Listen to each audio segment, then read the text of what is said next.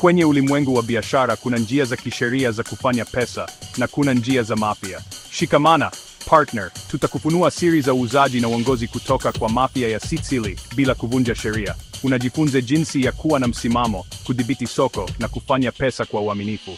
Sheria ya kwanza, silaha yako ni uaminifu. Mafia haihimili msaliti.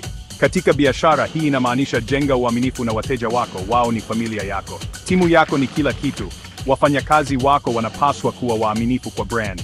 Usiache mtu yeyote kukuharibia soko. Linda uhusika wako kwa nguvu zote.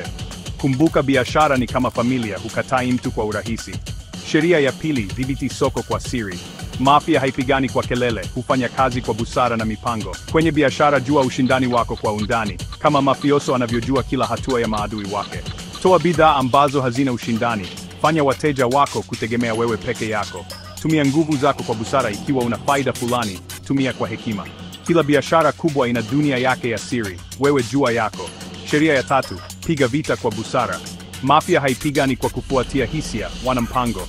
Kwenye biashara usishambulie moja kwa moja, badala yake, toa kitu bora zaidi. Chukua nafasi ya ushindani wako, kama mafioso anavyochukua eneo la mwingine kwa kutumia mbinu.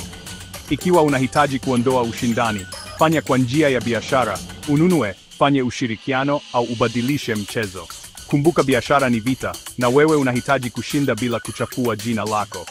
Sheria ya pesa ni kwanza, lakini sio kila kitu. Mafia inapenda pesa, lakini udhibiti wa muda mrefu ndio uhai wao.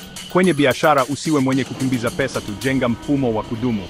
Wawe na mamlaka kamili juu ya biashara yako, usiwe na madeni mengi au wawekezaji wenye nia mbaya. Invest kwenye uaminifu wa brand. Pesa zinaweza kupotea, lakini jina lako laweza kukaa zaidi ya miaka 100. Kama Al Capone alivyosema, pesa hufanya mambo yote, lakini mamlaka hufanya kila kitu. Kwa hivyo, ndugu wa biashara, sasa unajua mafia haishindani, kudhibiti, na wewe pia unaweza kufanya hivyo kwa njia halali. Kama umepata thamani, bonyeza like. Shiriki na mfanyabiashara mwenzako. Subscribe kama hutaki kushindana kwenye bei, shindana kwa uaminifu.